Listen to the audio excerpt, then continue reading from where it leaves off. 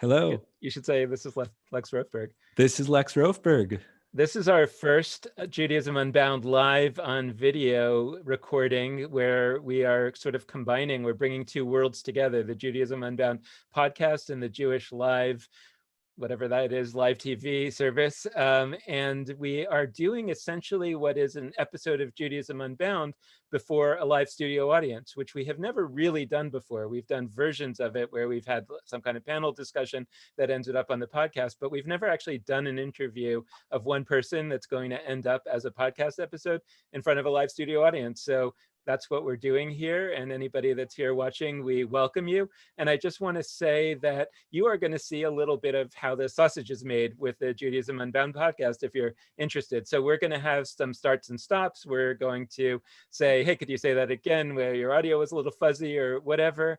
And that's how you'll see that the podcast is actually made. I should say one other thing about the way the Judaism Unbound podcast is made is that we record our official introductions on in post-production. So you're not going to necessarily get the whole full-on introduction of our guest today, but you'll get a little bit of a brief version of that just so that folks watching will know. And then we will have actually done proper research and we'll do that right in post-production. So without further explanation, let's just jump right into it.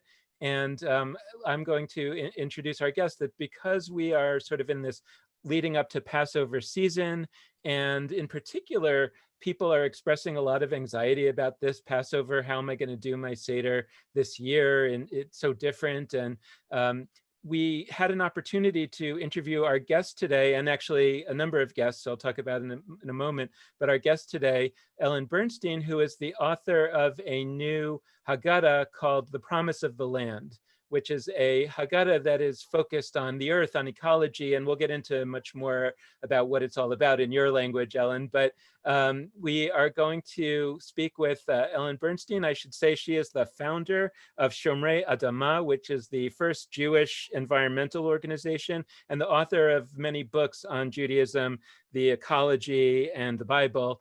And so we're able to talk here not only about Passover and about the Haggadah and about ecology, but about putting all that together. And I think, Ellen, there's a way in which we can be thinking about us living through something sort of like a mythical time. We talked a little bit recently with B'nai Lappi about the idea that maybe there are certain traditions like Shabbat, which are weekly, certain traditions like Passover, which we do annually, and maybe there's a certain kind of tradition that we do every 2,000 years or so, where we have to reimagine Judaism in a bigger way somehow. And maybe we don't always realize that we're in a time like that, but now there are ways in which we feel like maybe we're in a bit of a time like that. So I should note also that later on in our episode today, we are going to be joined by Galia Goodman, who is the illustrator of this Haggadah. And later in the conversation, we are going to be joined by Lauren Goldberg, who's the executive director of Ithaca College Hillel, and Tali Abraham, who's a student leader at Ithaca College Hillel. And they were, I think, planning to do a Haggadah, planning to do a Seder based on this Haggadah, and then the coronavirus situation emerged. So now they're still planning to do a Seder based on this Haggadah, but obviously in a way that would seem a little bit strange when we're doing it around an ecology earth-based Haggadah. But it's going to be fascinating to talk about both with you, Ellen, and also with them, what that might look like, because I think that we're hoping that this conversation is going to be not just interesting, but useful for people who are out there having a lot of anxiety about what should our Passover look like this year. So let me stop there and welcome you, Ellen Bernstein, to Judaism Unbound. It's great to have you, and welcome. Thanks. It's great to be here. I'm really excited to see what unfolds. This does feel like a new adventure. So, and thank We you. are too. Yeah. We are too. So thank you so much. So let's just jump right in. If you could tell us a little bit about the story of this Haggadah. How did you come to create it? Why? And what is it exactly? How is this Haggadah different from all other Haggadahs, as it would be a cliche, but I think that's a good question. Sometimes cliches work. So I founded the first Jewish environmental organization, Shomrei Adama, 32 years ago. And in the beginning, a lot of what we did was we're looking all over for in the Bible and Jewish texts for ecological kind of nuggets, right? We're sort of you know, after a while, it really felt like what we were doing was cherry picking, which is kind of what people are always doing when they're trying to build a case for something with a biblical background. And you know, we compiled lots of materials, wrote various books, and developed an ecological way of looking at the Bible and Jewish texts. But for me, after a while, it started feeling like it wasn't enough. And I really felt like if there weren't a through line through the Bible that felt ecological to me, I basically felt like I was kind of done with this project. So, and I will make the connection, you know, we'll get to what this has to do with the Haggadah, but I have to give you some of the biblical background first. So that was like the very early days of Shomrei Adamah. And so this other piece of this is that I was trained in college in ecology. And if you're an environmental studies program, one of the people that you study is a man named Aldo Leopold. And Aldo Leopold is considered one of the first eco-philosophers. And basically, he said, and he was writing in the 40s or the 50s, and he said that the reason that we have an environmental crisis is because we don't have a land ethic. He said we have an ethic for how to relate to each other and how to relate to God and how to relate in community, but we don't have an ethic for how to relate to the land. And the way that he defined land, well, basically what he did was he expanded the definition of community to include land. So land for him was a living organism, like the way we understand an ecosystem today, but that the land is really alive, it's generative, it's made up of water, soil, air, microorganisms, plants, animals, and us. So just thinking about land in a three-dimensional way instead of a two-dimensional way, which is really how most of us think about it most of the time. And so I was thinking about this and wondering maybe what I needed to do was apply his thinking about land to the Bible. Maybe that would be a clue. And so I did a word search and saw that the word eretz occurs like over 2,000 times in the Bible. And then I felt like, oh, well, I'm really onto something here. This is significant. 2,000 times is because eretz means land. Just eretz clarifying means that. land, yes, definitely. Eretz means both land and earth. So I just started thinking about this and started looking at and teaching. I did a session, a course at the Jewish community in Amherst, and we spent a year just looking at all the occurrences of eretz and just really thinking about it from an ecological perspective as opposed to a territorial perspective, right?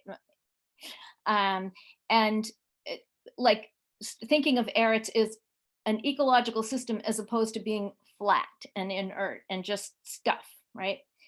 So anyway, it's just like the whole Torah came alive in a very different way when we were looking at it that way. So that I spent a few years doing this. I wrote an article, a scholarly article, and then a little bit after that, Berman House, the press, came to me and asked me if I'd write a Haggadah from an ecological perspective. And my initial reaction before thinking about all the land stuff was, you know, the Haggadah is a story about Jewish peoplehood. It's about freedom of people. How could I connect that to the land, right? So I sat with it for a while because that was what the challenge was going to be. Like, how do you connect freedom to the earth? And for me, you know, I needed, if I were going to write an ecologically focused Haggadah, I needed the ideas to emerge out of the Haggadah itself. I didn't want to, you know, just make this themed Haggadah that was something that I dreamed up. So, so then I remembered after all this study that the Mishnah, right, and you were talking about this yesterday, that the Mishnah talks about what you do for Passover, right? You drink 4 cups of wine, you say a few blessings, and you're supposed to tell, and you do the the 3 foods, the Gamliel foods, right? You talk about them, and then you're supposed to Passover, the Passover sacrifice, the matzah, and the bitter herb. Yes, right, those 3. And then the only other thing is you're supposed to tell the story of going from deprivation to liberation.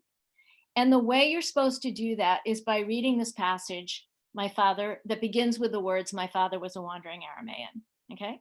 But one thing that's really interesting is that it says in the Mishnah that you're supposed to read the entire passage. So when the Haggadah was first written down, the entire passage was never written down. So the rabbis dropped the last 2 lines, right? So we should talk about the passage, what the passage says, right? So these should be familiar to lots of people, not everyone for sure. And also, I should just also say, and you also talked about this yesterday, was that the way these lines generally appear in a Haggadah is that they're all intertwined with this midrash, which is extremely difficult and very off-putting to a lot of people. And so if you a lot of people will never have even seen this because people just omit it all the time. So the passage, or they don't realize it's a single passage. They don't put the main lines from the Bible together and recognize it as a section of the Bible. That's right. Yeah. So the passage basically goes something like, my father was a wandering Aramaean. We went down to Egypt. We were oppressed. We were miserable there. We were treated terribly. We cried out to God, and God saved us. And that's basically, those are the first 4 lines of the passage. And then there are 2 other lines, and the 2 other lines got cut from this section. And the 2 lines are, and God brought us to a land, and we brought back the first fruits of that land to God. So it was just very interesting to me because I'd seen over and over that lines that have to do with land had gotten cut out of our prayers. And here was another one. And so I just started realizing when I was thinking about it, it's kind of like, we were miserable. We cried out to God. God took us out of Egypt. God freed us, right? God took us out of Egypt. God freed us. But what did God free us for, right? God freed us to give us a land so that we would bring back the first fruits of that land to God. And to me, that's about a system of reciprocity. It's a system of living in ongoing relationship with God and the land, the earth, where we're living in the cycle all the time. And so that was how the sort of the nugget by which I could connect freedom to the earth. So, and again, just as Lex was saying before, Eretz means both land and earth. So that's always gone on there. So once I was able to do that, once I saw this land connection in the most central portion of the Haggadah, then it was relatively easy to go through the other 14 steps and make a connection. So that's, yeah.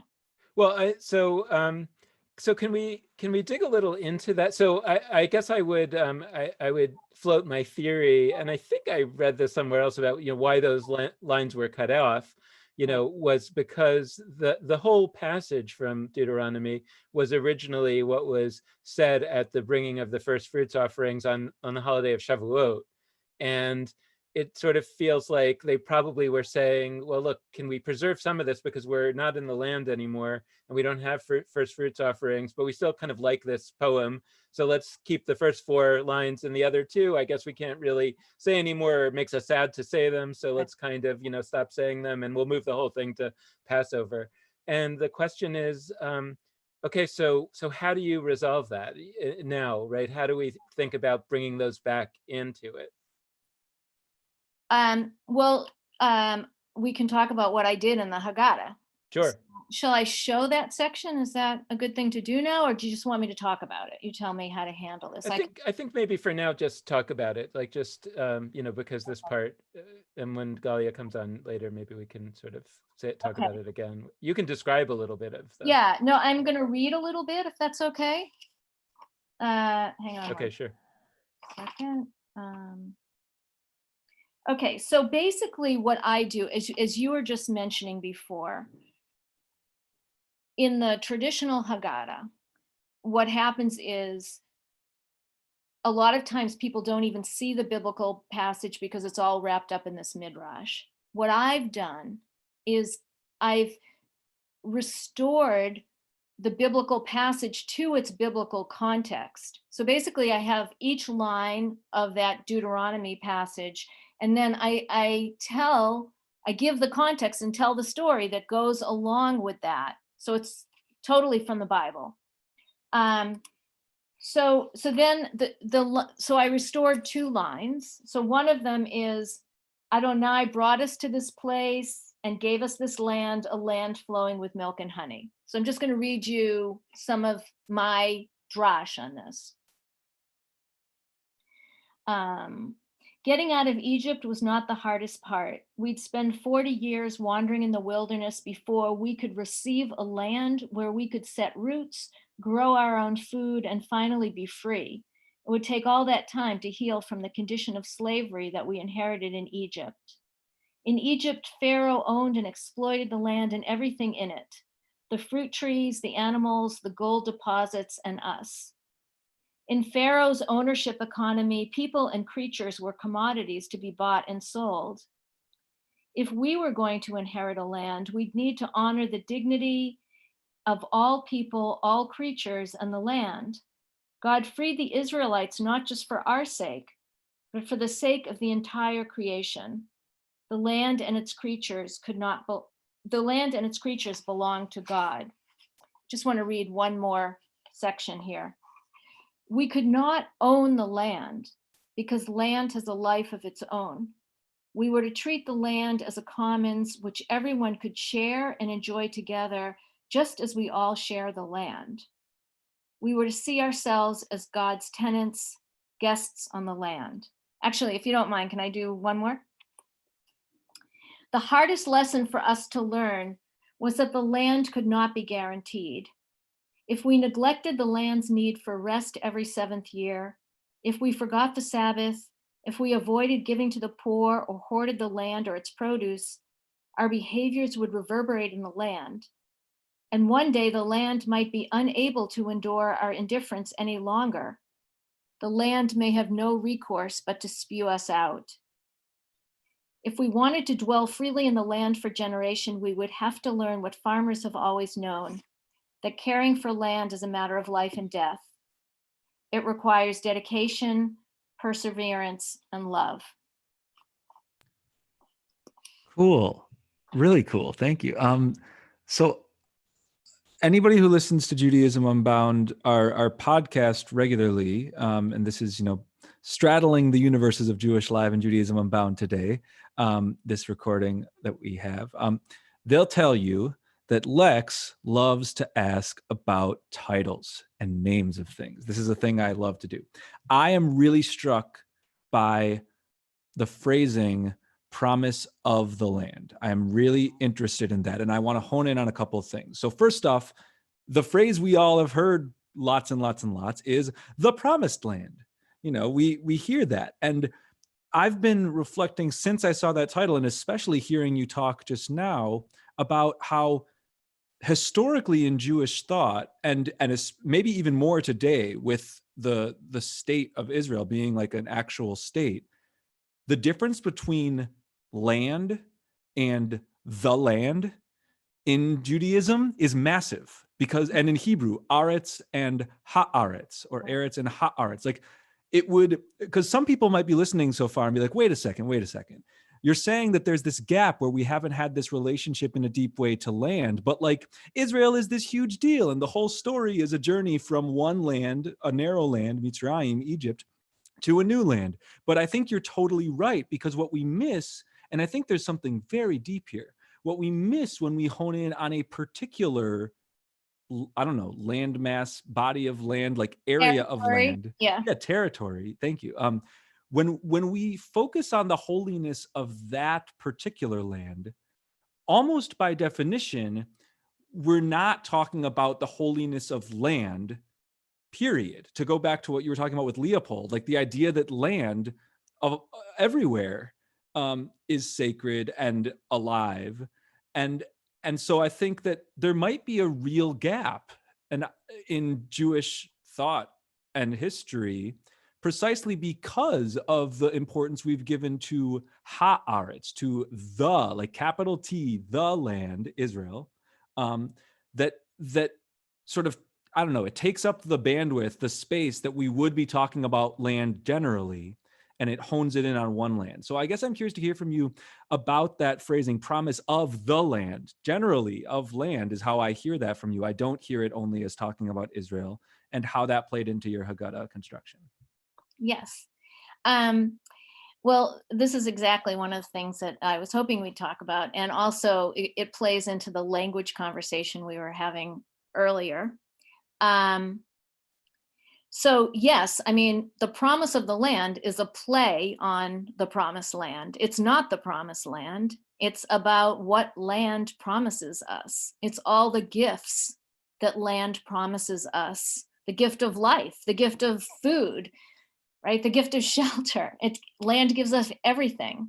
So, but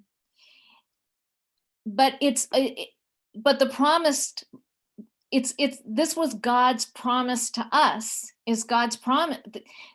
God basically gave us two things in this promise that God gives the ancestors over and over again, right? There's two things that that Abraham is given, Isaac, and Jacob, right? The promise is repeated over and over again. And that promise is for one, land, and two, seed,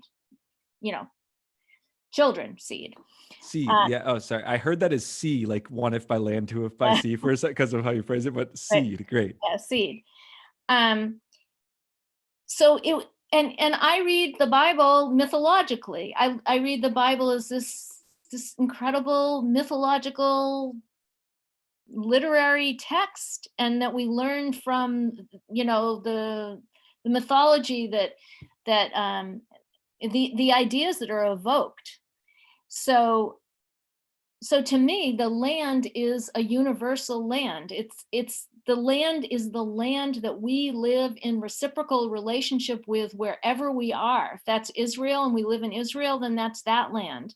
But the land in which we live in reciprocal relationship, to me, that's what land means. And again, and always thinking and always remembering that Eretz is not just land, it's earth, it's both. It's simultaneously particular and universalistic. And so I was definitely nervous with this title, and there have definitely been people that have made really odd comments to me. And in fact, one of the reviews of the Haggadah, the person really didn't read it and thought I was talking about Israel.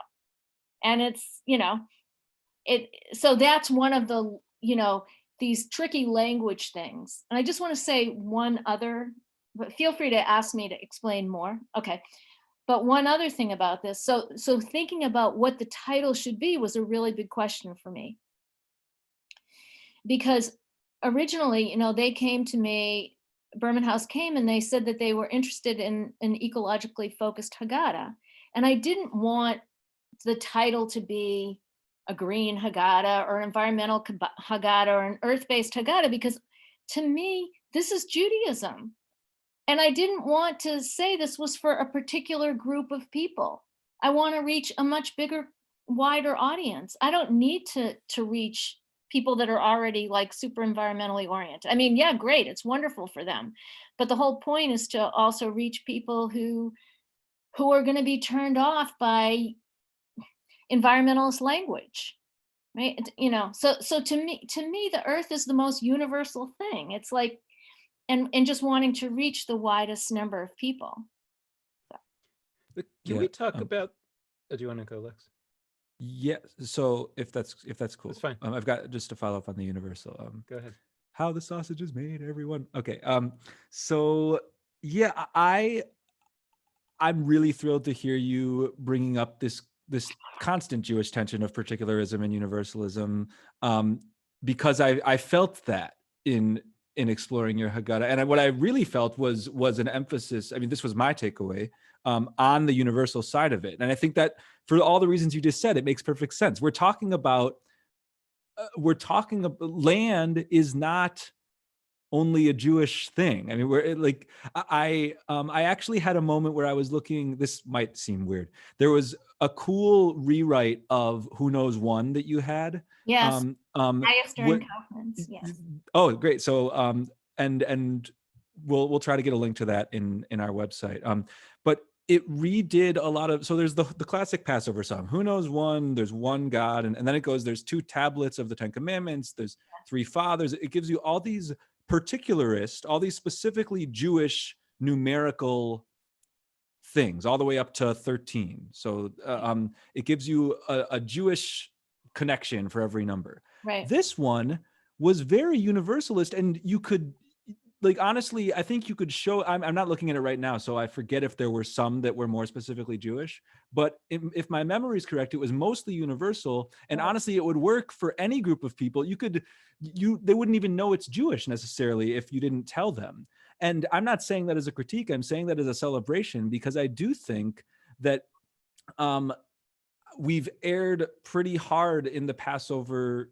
We've erred on the side of particularism with Passover in many ways. And it's not that there's a problem there. I do want to dwell on the specifics of this people that left this land in the book of Exodus and how that has influenced Jewish history specifically. But like, there are so many universal elements. And I thought that Who Knows One was a beautiful distillation of that. But can you just say a little more about why this holiday being universalist in the way you just said, why celebrating land isn't just like some special niche interest of Passover, but actually something that all of us as Jews should be interested in? Sure. So for me, I felt like my work from the very beginning is kind of a corrective to, so if you look at Judaism as the story of the Israelite people, I mean, it's the story of the beginning of a people, the psychology of this people, what the people going through this journey, but it's all focused on the way that we read is it's all focused on the people. There's a whole other natural story in the background that we miss. And we also, to me, I feel like we've privileged this idea of the God of the Israelites over the idea of the God of creation. So, and my first work, I wrote a book called The Splendor of Creation, which is a close reading of Genesis 1 from an ecological perspective. And I feel like we've really lost the sense of the God of creation. So it's not just about Passover. To me, it's the whole tradition. It's the whole tradition. We've privileged the people story, the human story, over the whole story of all of creation together. And to me, it's always felt out of balance for me. It's always felt out of balance. And the only way I could even become, like, I got into Judaism because I was looking at it from an ecological perspective. I was studying with a friend, and I noticed all of these ecological things in Genesis 1, and I was so excited about it. But then, so I just always felt like it was really imbalanced, that there was too much focus just on the story of the people, and that there's this whole, the universal, the larger story that includes nature is there, but it's just been overlooked. So, and again, the Haggadah is a distillation of our larger story. So it's like putting that back into context, an ecological context too. So I'm curious about the experience of being a Haggadah creator, a Haggadah writer, in the sense that I've been a kind of Haggadah skeptic in the last couple of years, where I've said that I kind of think that the whole thing has gone wrong in the sense that we're sitting around a table reading, and I said this before, reading the cookbook and not eating the cake. And my question is, I guess, first of all, am I wrong? And how should a Haggadah work at its best? And I'm curious about how you thought in reconstructing this Haggadah to say, like, well, what does it do? Like, what is the experience of sitting around the table with your Haggadah? How do you imagine in your in your dreams that it will be used, and what would happen to the people who use it? Mhm. And how did you construct it to do that? Right. Okay, so I just want to say to begin with that, you're supposed to, right? We're supposed to have an experience of slavery at the table, right? And I think that's what you're talking about. We read about it, but do we ever really feel it? And that's always bothered me because I never really felt that. So it just felt fake to be sitting there reading about it. So for me, um, there's all of these dimensions of spiritual slavery that gets talked about in this Haggadah. And I mean, I can read some of it, but one thing I just want to say is the experience that I ultimately hope people will have by the end is more of an experience of awe and wonder at the natural world. That's what freedom is the gratitude and the beauty, having that experience of like really feeling it by going through this process, having these conversations, slowing down, remembering to take it in. So that's ultimately what I would like people to feel.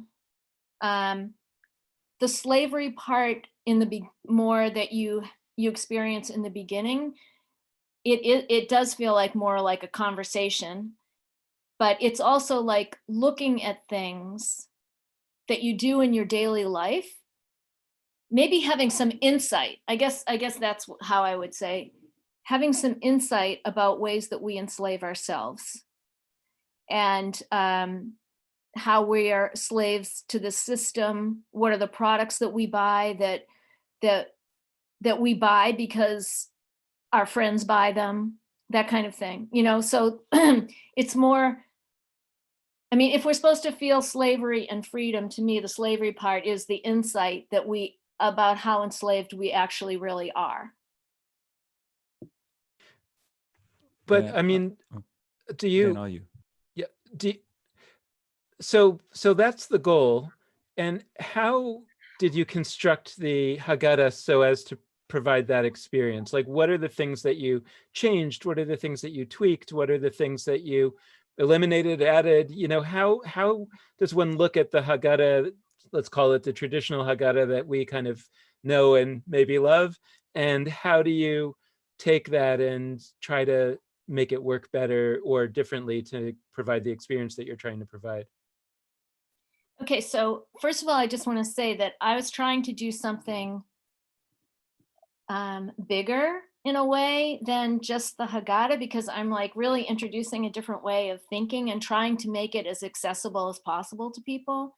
So for me, a big part of this was just the whole design, the physical design of the Haggadah. Like, it's really beautiful. It's very accessible. Those, I wanted people to see it on the table and say, wow, just even, just this image of having Haggadot on their table, and just feeling like excited about opening it up because it's so beautiful. And just digging into different, like, on the margins, there's really sweet little tidbits, and they're not too long. It's really manageable. So all of those accessibility parts were absolutely critical, and probably took a year just to, like, after the whole Haggadah was written, just the whole design part was a huge, huge endeavor. So I don't know that I exactly answered. I think I answered part of your question. No, yeah, I mean, I guess I'm just sort of wondering about like the mechanics of like, well, so for example, Lex brought up the question of the different version of Who Knows One. Right. That, you know, that I think you could say, well, you know, we think that the that we're trying to provide a more universalistic approach. So we're taking a Jewish technology, which is this counting business, you know, and we're trying to kind of make it things that are a little bit more seem relatable. I guess I'm curious, like how you take the religious technologies or the symbolic foods, perhaps, or certain parts of it, and say, well, I've made a little twist here, and the twist that I made is going to focus you on the ecology rather than on maybe the peoplehood that you might have been otherwise focused on. Right. Well, shall I read a few passages? Is that Sure. okay? I think I'm going to start at the end because that's really obvious. The next year in Jerusalem.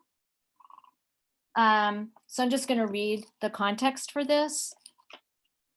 We close with the ritual pronouncement next year in Jerusalem. In a word play on Jerusalem, some rabbis suggest that Yeru refers to awe, while Shalem, like Shalom, refers to wholeness and peace. We pray that Jerusalem, the spiritual center for three great traditions, experiences the peace that its name promises. We pray that all people everywhere stand in awe of the heavens and the earth and know the peace that comes from living lives of wonder.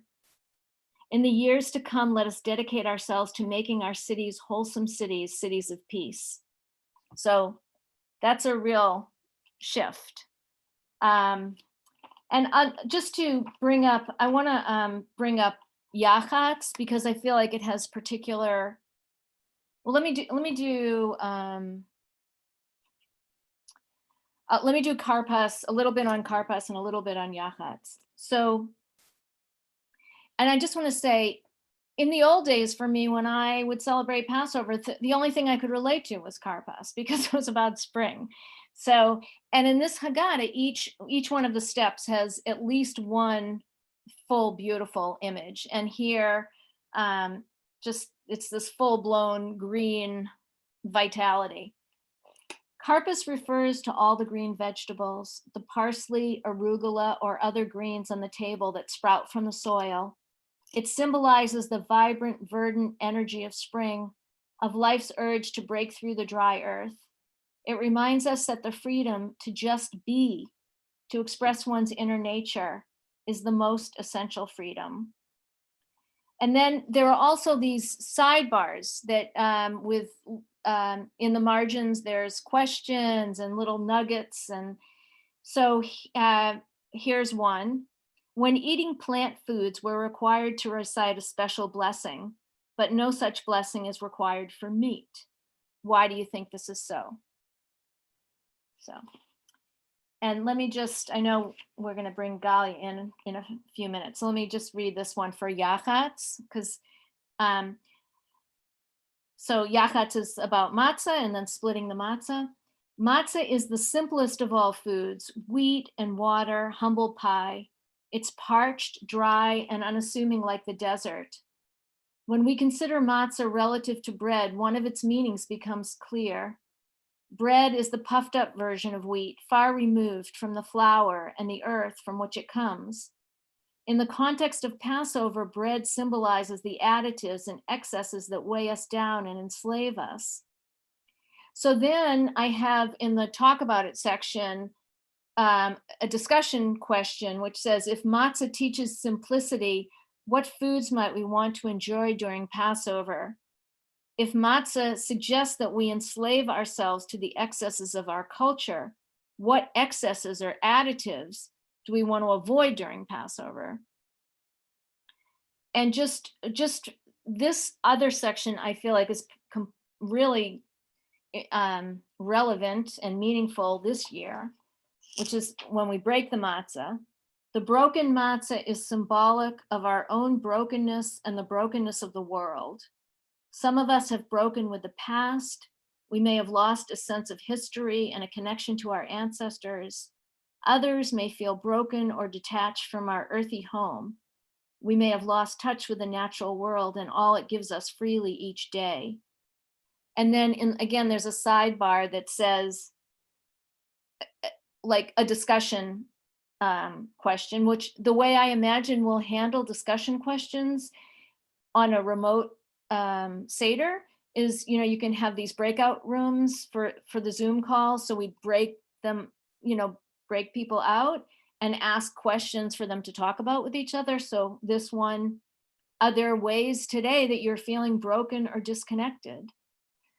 That could go on for half an hour. Yeah.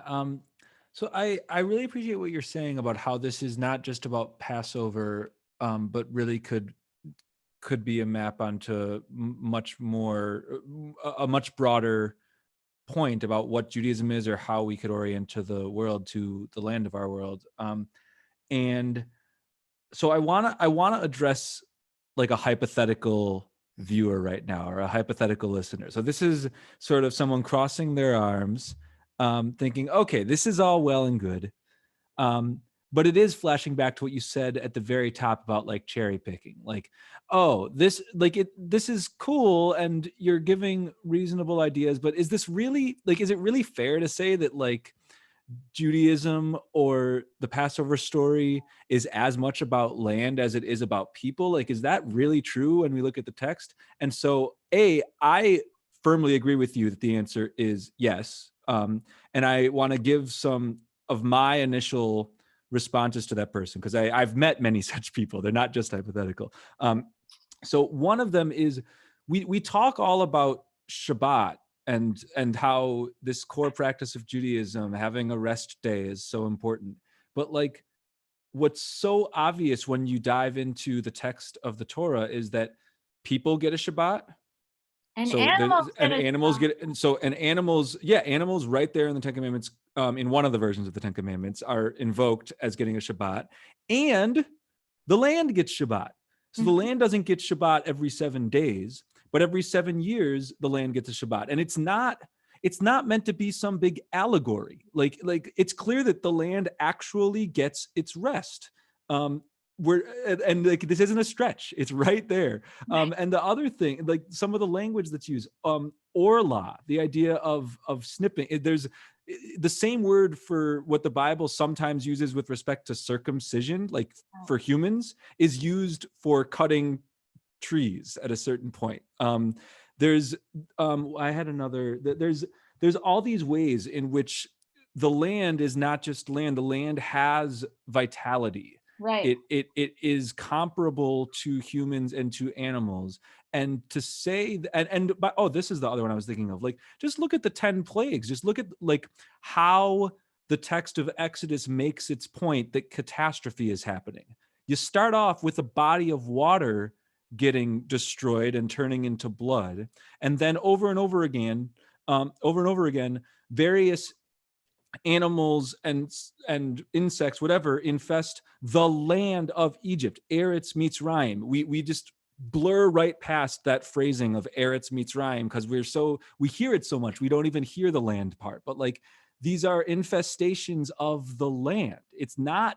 It talks about the people of Egypt too, but in many ways it's more emphasizing the catastrophe of the land. And some would say that's because part of the point is that like the God of the Torah is sort of defeating all the gods of Egypt's land and sort of showing God's superiority, whatever. But like, whatever the reasoning, it's clear that the land is a character, for lack of a better term. Like, the land is a player in this story. So that's not much of a question. It's mostly a rant. But I'm curious to hear if you would add on to that for our hypothetical listener or viewer who's not quite convinced that this is sort of the ikar, the essence, but more just sort of a side project for people that are interested in the earth.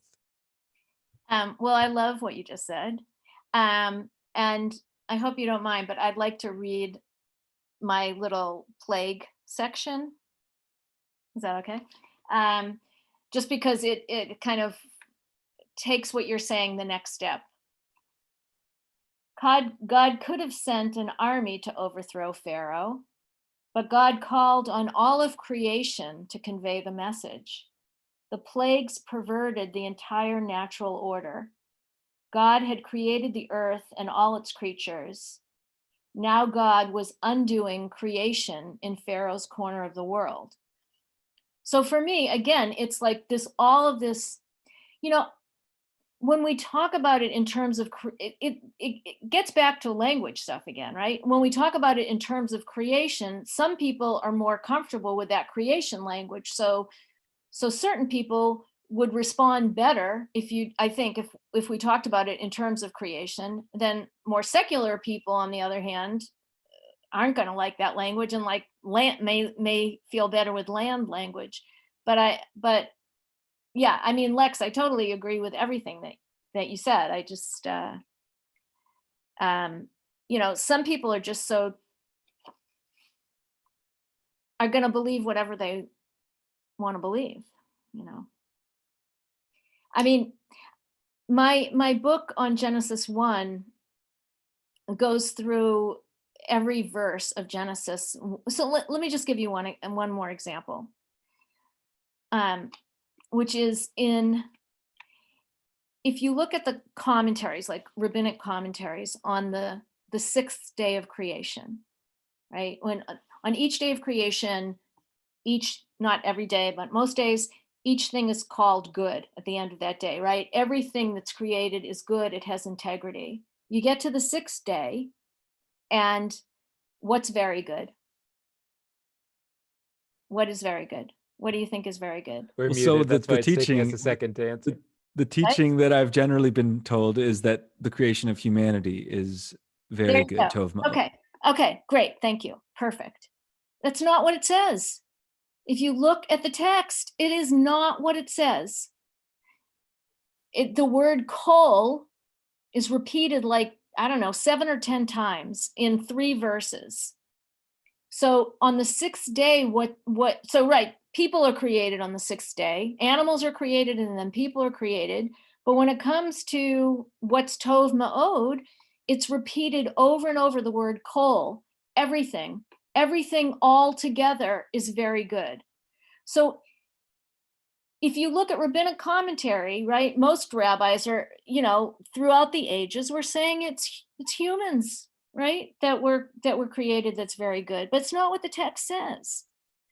And we are so used to reading, Jews are so used to reading from a rabbinic lens that, yeah, most people are gonna think that what I'm talking about doesn't register for them. Because the rabbis, they were like from the beginning, you know, they were living in exile. So all of these connections weren't necessarily important or relevant for them, you know, in those, when a lot of rabbinic texts were being written down. But that's why my work as an ecologist is biblically focused, because there's so much there, because the people were living in Israel on a land. So I mean, I would have compassion for anyone that spoke to you about that and say, yeah, you understand why they think that way. But if they spent more time really studying the Bible, then they would see. Dan, did you want to?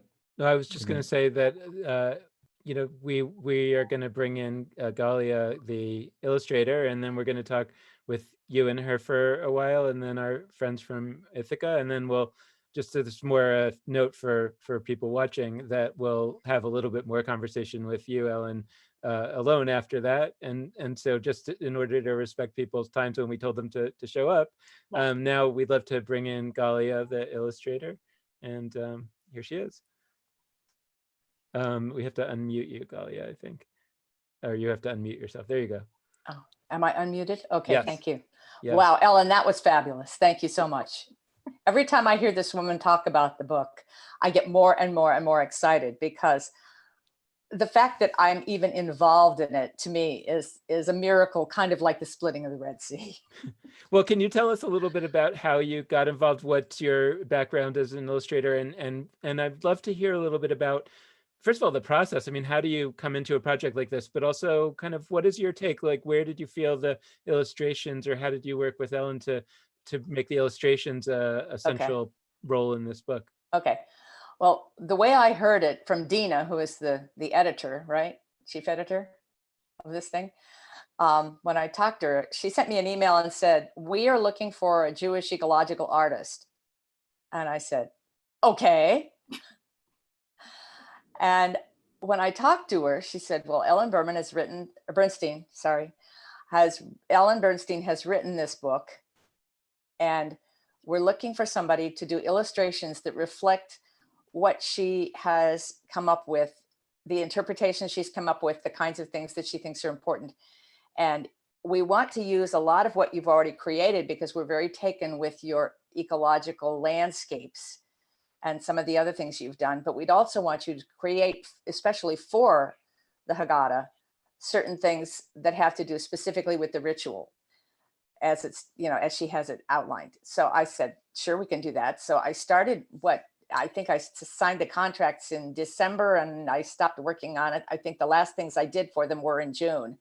So it was a big chunk of my life and it was very exciting to work on it. And I have to give a big shout out to my friend Kay Brown, who is an incredible, absolutely fabulous photographer and tweaker. He can do things you wouldn't believe. And he is why we had such incredibly good high resolution to work with in the Haggadah. He and his wife, who helps him, her name is Dana. And they just, and by the way, they're not Jewish, they're Southern Baptists, which is another thing I want to point out about this whole Haggadah thing for me is it's not just about us. It's about everybody. It's about the world. It's about the communities we build. It's about the people that we come into contact with in other countries who need the expertise that we have, who need the art that we have, and that we need from them. And that includes the religious traditions that Ellen goes through, the three big traditions that Jerusalem represents. And I have never felt that Jews were the promised people, the only people, the chosen people. If anything, we were chosen to be a better example than we are some days.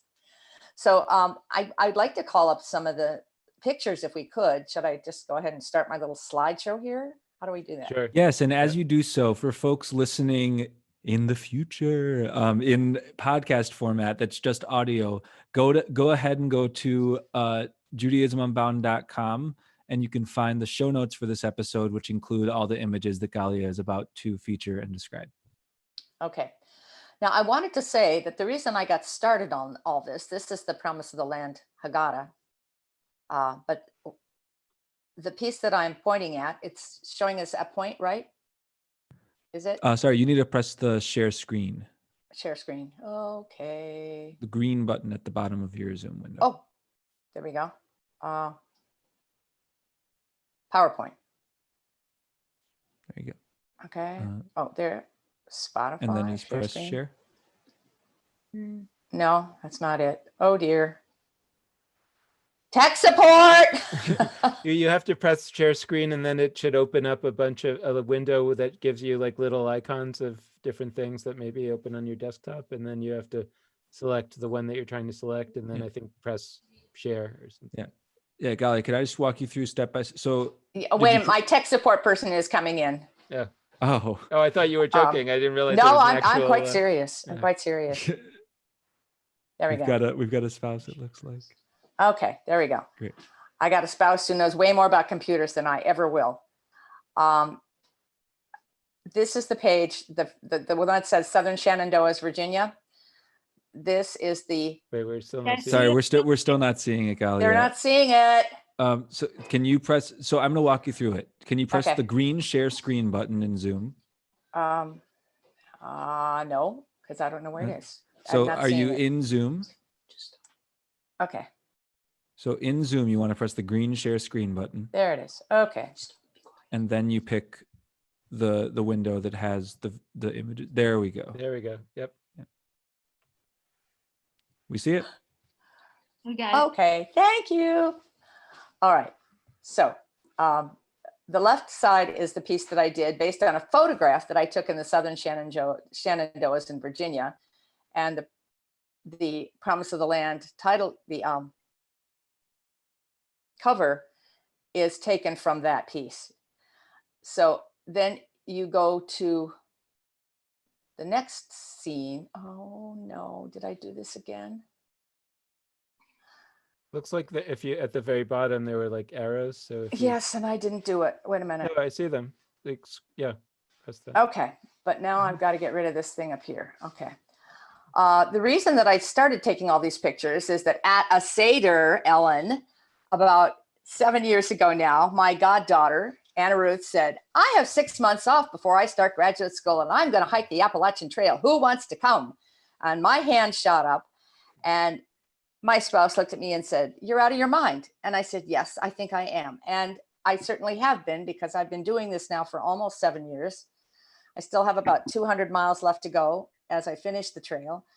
But in the meantime, I have all these photographs, such as the one up here on the right-hand side near Atkins, Virginia, which is part of, not the Haggadah. I don't think that one made it in, did it? No, but it's one of the ones I sent, and it has a lot of other things that I've done with it. So it's hard to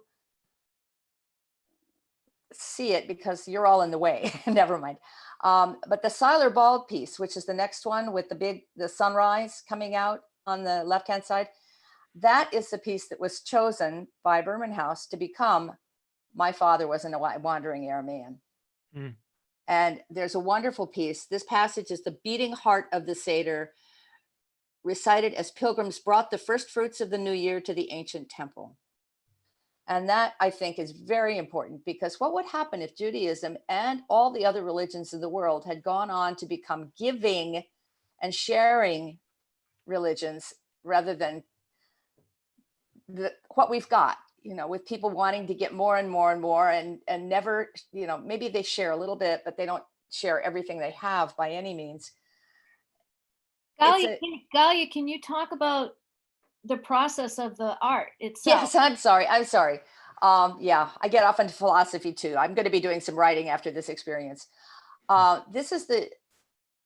These are watercolors with collage on top and a lot of different kinds of paper that's been manipulated in different ways, torn, cut, pressed, painted, dyed, re-dyed.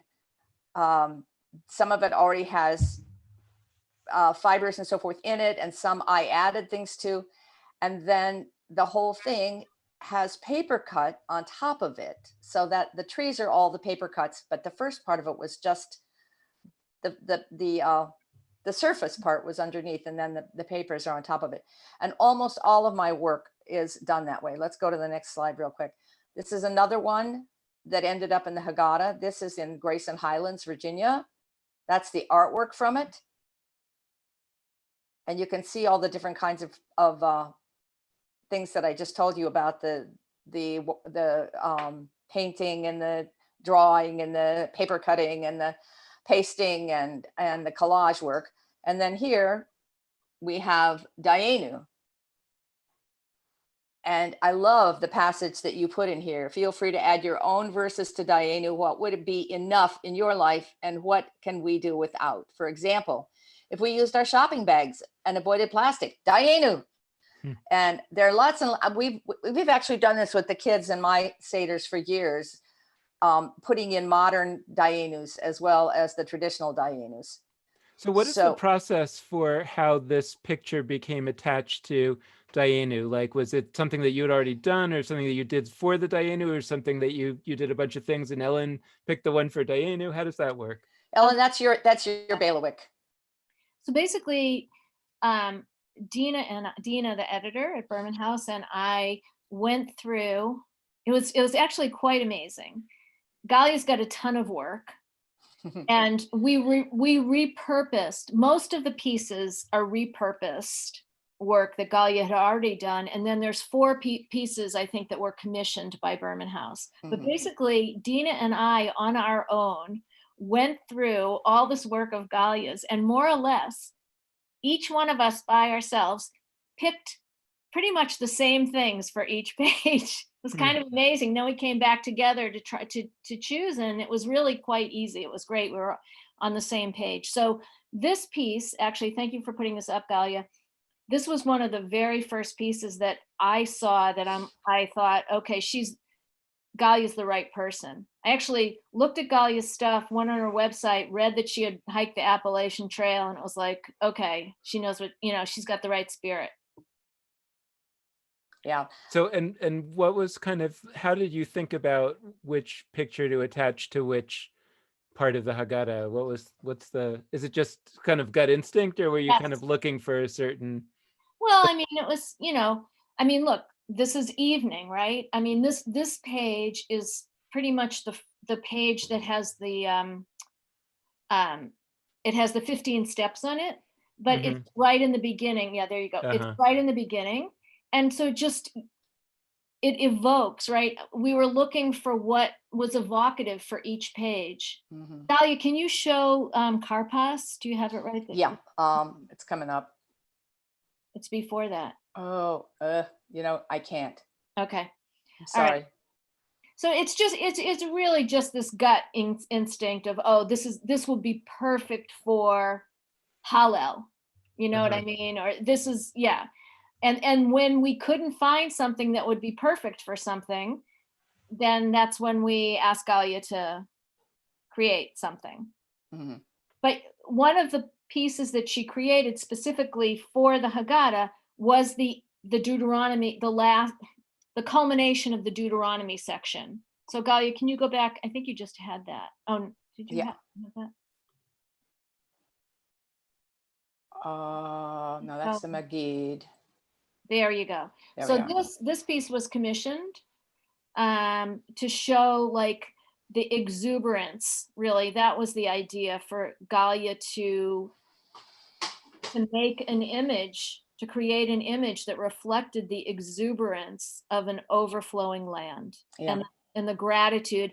This, if you can read this passage here, the whole world was created just so people could experience the gratitude that comes from harvesting their first fruits.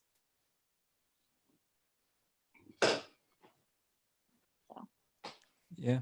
Think about how, if you have a garden at home, think about how exciting it is when, the first tomatoes are ripe, or the first shoots of asparagus come out of the ground, or the first blueberries are ready to be picked. There's nothing quite like that feeling. And it's pretty exciting to think about it in terms of a Seder. Well, so I think maybe it's a good opportunity then to talk to Lauren and Tali, who are actually working on a Seder based on this Haggadah. So I think we have to, I think Lauren is here. Yeah, and Tali, we have to let in, or let's just let her in, I think.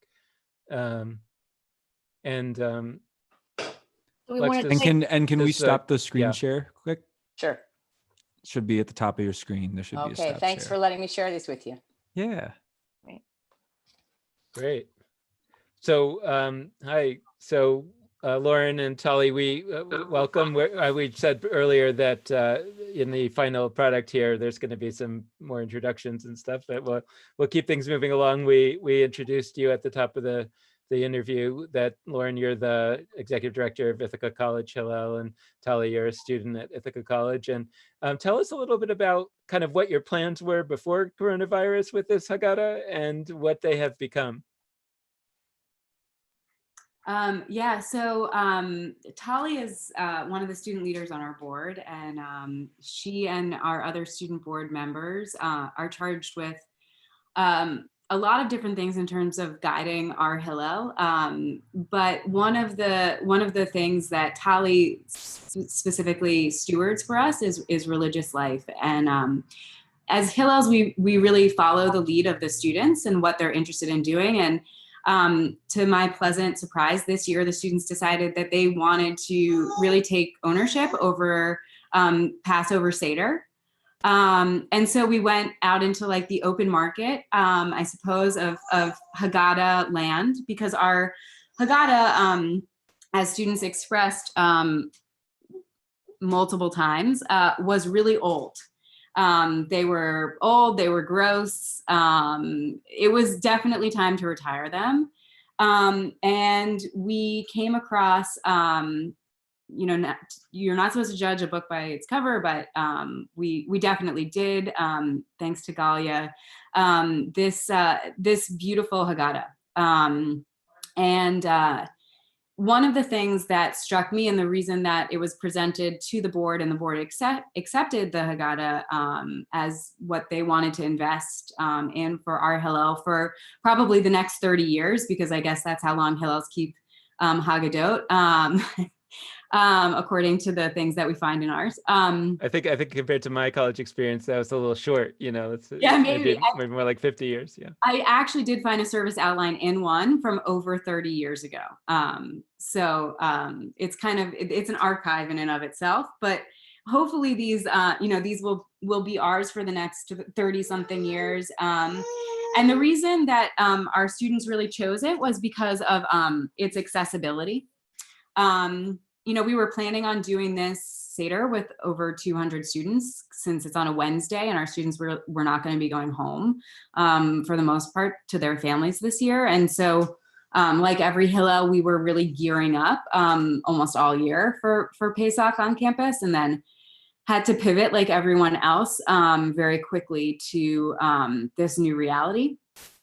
I related to Ellen the other day that it in a lot of ways reflects the story of the Israelites themselves, what our students experienced, packing up, well, for our students, nothing, just having what they had with them on spring break, and now living with that in their homes. So we chose it for its accessibility for this large group, and we don't know, in that room of 200 people, there's Jewish people, there's not Jewish people, there's Jewish students of all different religious streams and backgrounds. And of course, like Tali's family, like they all have different family traditions. You're not going to be able to be everybody's family. But we found that it was such an accessible Seder, and it offered us a great opportunity for 200 people. Then what we found recently is that actually it's a great opportunity to use this Haggadah with 20 people over Zoom too. So we've realized that it works for all different sizes, and that just because it is an earth-based Seder, a sustainability kind of environmentally focused Seder, the Haggadah doesn't need to be read just as that. And we were using it as our first night Seder. It was not it wasn't a themed Seder by any means. It was just Seder, and it worked beautifully for that as well. Yeah. No, and we were talking about that earlier with Ellen, that this need not be sort of pigeonholed on the side as some, alternative Haggadah for those specifically interested in Earth questions. Like, no, this can speak more broadly.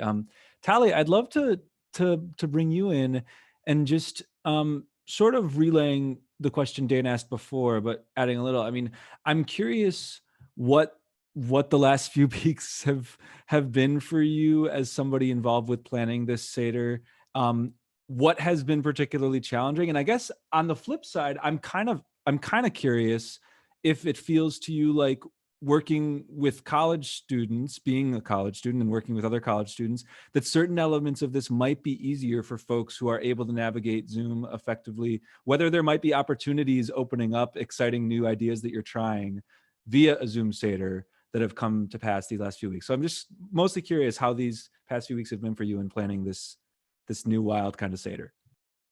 Yeah. So like Lauren said, the student board kind of took on the responsibility of planning the Seder this year. And as soon as we kind of like had this Haggadah and started looking at it after Lauren brought it in, we were all just so excited about it. And I'm like more environmentally focused, but I'm the exception, I would say, in the rest of the board. And all of us were looking at this Haggadah and had more trouble kind of figuring out what we didn't want to include, because all of the little readings and stuff are just so thought-provoking and interesting. We had our first meeting today on Zoom to kind of figure out what we wanted our Zoom Seder to look like. And again, we were kind of coming back to that problem of we're looking to have a shorter Seder because people's attention spans tend to be shorter on Zoom, and having to cut things out was really hard because we just love like all of the readings that are in this Haggadah. Totally, I hear that. I guess one thing I'm curious about. I mean, I'm thinking as I ask the question about this, like part of me feels like the universality. I don't know, like the part of me feels like the universality of this Haggadah in particular.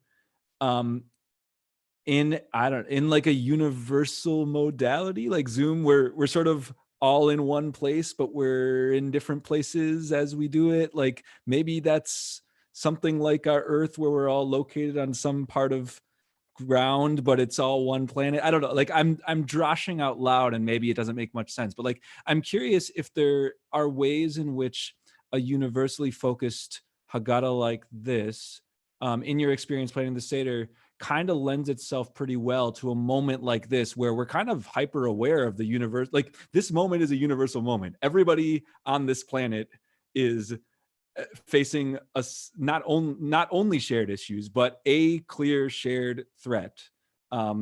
So having a unifying force like the Earth that we are on, the land that we share, might work. I'm curious if that's been the case as you put this together. Can I ask Tali, what has the experience? Tali's been leading remote Shabbat services for us for the last 2 weeks over Zoom. And what has that experience been like? Because I know that you've had family from all over. We've had students as far away as Buenos Aires on our calls. Does that inform this question at all for you, Tali? Yeah, I think there's a real like joy and beauty, and I love like signing on to the services on Zoom and seeing friends who have graduated a few years ago and who we haven't seen at Hillel in a while, and people who were abroad, all being able to kind of to come together, and people like sitting there on Zoom with their families, and being able to bring people's families into a space which is normally just students, has been really cool and really beautiful. And I'm excited to see what happens when it comes to Seder, of who's going to show up and who's going to be all together in that room with us. Ellen, I thought maybe we could go back to you just on this question about just sort of refocusing on the large purpose of the Haggadah. And I'd love to hear what you have to say. And then I'd also love to hear, also from Lauren and Tali, like about using it this year in particular. A lot of us who have been talking about Passover this year, I think, have focused on the metaphor side in terms of, hey, we're experiencing a plague, or we're all just had an exodus from our old lives, and now here we are in the wilderness, whether it's the digital wilderness or the wilderness of the future world that we don't even know what it's going to be like in a lot of ways on the other end of this. But I think that when we're talking about an ecology and when we're talking about the earth, there's an additional layer that we might be able to look at, which is, I don't necessarily want to talk about the cliche. I think it's a cliche, although we could certainly talk about it, that is there a way to look at, look at things like viruses as the earth kind of fighting back against the abuse of the earth by human beings. But I do think whether or not one buys that kind of idea, which you hear bandied about, there's another possibility that the earth may well, in a very small way, recover over the next few months. Not recover, that may be the wrong word, but we're already, I think, seeing in China that there's less smog, and all the people who said, we can't pause our industry and such because it would be devastating and maybe it wouldn't even work. Well, now I think we're going to see a little bit of whether it might work a little bit. And I think we're going to have sort of a lot of information on the other end of this about maybe the capacity of human beings to destroy the earth, and also the capacity of human beings perhaps to heal it. And so I'm wondering in particular this year, whether the coming out of your Haggadah is both weird. I'm sure it's a little hard to sell new Haggadahs and how we can even order the books and ship them. On the other hand, it's very fortuitous because it seems that potentially it's more relevant than it could possibly have been imagined a year ago. Oh, you're muted. Okay. I think, you know, Tali and Lauren and I were talking about this yesterday. So I was actually thinking maybe they're ready to respond to this question. And I would actually like to talk more about what I'm doing with remote seders. If that's okay. I'd rather that you answer that question if you're willing, because I think that's you know, I think you know, I think that's a question that's on people's minds, and I mean, I'd love to get your take on it as somebody who's been working on this for so long. And then you can also talk about remote seders, absolutely. But I'd love to hear your take on the big philosophy before we wrap up.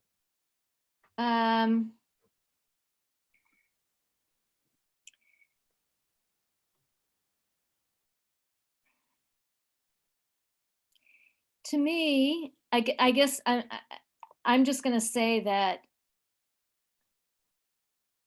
an ecological perspective is, to me, that's what reality is. It's everything. It's life is totally ecological, and we're all connected to each other. And we've been living blind to that. And the Haggadah, in every way, it reflects an ecological reality. And that's the reality that we're seeing right now. You know, we just through, we're seeing how connected we are to each other. We're seeing through, you know, like the contagion, the virus, it's like it's connecting us all. And, but that's reflecting an ecological reality that's always been there. It's just we haven't been aware of it. So I think that's, I think that the Haggadah might actually really come alive to people this year, or this Haggadah will, because of that you know, people are seeing the connections that they have never seen before. Right. So you want to talk about what you're doing with remote seders? Sure. So basically, we actually have sold a ton of Haggadot. So what happened was I had this, it's kind of uncanny, but I went to the Ohala conference this year in the Renewal Rabbi Conference in Colorado. And right when the Haggadah came out. So did I. Oh, cool. So right when the Haggadah came out, and I had this opportunity to do sessions teaching about the Haggadah, and there were many people there that got really excited about it. And so, the idea was, and Berman House has this 50% off sale, so that the Haggadah were $5 each if you bought 50 copies or more, which, you know, I mean, it's just amazing. So, so there were all these people at Ohala that got really excited about it and wanted to do, we started calling these, you know, people that were using the Haggadah, we were calling the Seders Earth Seders. And so there's probably 3 or 4 people from Ohala that wanted to do one. And then there was Danielle Lashaw at Hillel got really excited about the Haggadah, and she bought like 500 copies for different Hillel groups that wanted it. And so just even by February, I probably had 13 groups that wanted to do Earth Seders, and they're all planning them. So an Earth Seder is basically a Seder that uses this Haggadah, right? And again, it's going, this conversation goes back to the whole thing about marketing and the language of land versus earth. So anyway, it just, okay. So, so we were calling them Earth Seders, and then the coronavirus hit. And meanwhile, like we probably had by March, there were about 30 different groups that wanted to use the Haggadah. And then we just switched to doing it remotely. And just because we were all working together to begin with, then I just started, you know, group conference calls using Zoom, and, you know, educating ourselves as to how to do this remotely and how to get the Haggadah, you know, like, how are we going to get the Haggadah to the participants? Are we sending it to them? Anyway, Shira Dicker today, who's been working with me, like in New York City, threw a Haggadah out her window to someone that's going to be using it. You know what I mean? Like, we're doing everything possible to get Haggadot out into the world. Yeah. So we have this, so on the Promise of the Land website, there's a whole page listing all of the, right now there's 10 different places that are doing remote Earth Seders, and they're open to the public. I mean, you know, there's a certain number of people that can come, just because it's hard to do Zoom effectively with gigantic numbers of people. So, but yeah, so we're advertising. And also, so Aleph, the Alliance for Jewish Renewal, and Hazon, and Jewish Earth Alliance, there's like 5 different organizations that are co-sponsoring the Earth Seders and helping them to get them out into the world. So yeah, so it's a big challenge. It's a big adventure, you know, just like this, you know, jewishLIVE is this huge adventure. You know, it's a big experiment, and hopefully we're hoping that people will be very generous in their responses to how difficult this is. And we're excited about it. And the whole thing about them being called Earth Seders, in the beginning, you know, the Earth Seder was referring to the word land, earth, and our relationship to that. And now it's about reaching people all over the earth. Yeah. So yeah, I'm gonna pull a number of these threads together. Ohala and Earth, and quote Arthur Waskow, who I think in many ways just sort of he's of course one of the 20th and now 21st century sages on questions of ecology and Torah. When he was on our show and in many other locations, has talked about how this whole distinction between, on the one hand, humanity and the earth is kind of funny, because Adam in Hebrew, human being, or as he goes with, earthling, it shares a connection to Adamah, the earth. So when we connect to the earth, it's not external to us. We and it are part of one coherent whole. So thank you to all of you for joining us. This has been a fantastic conversation. I couldn't agree more. This is an adventure, and we've got a nice little rubric, or a nice little I don't know, historical scenario to look at for adventures called, you know, The Wandering Through the Wilderness. This latter 4 books of the Torah that have quite a little bit of literal wilderness. And so we might as well notice our surroundings, notice the earth that we are inhabiting as we go on this crazy adventure.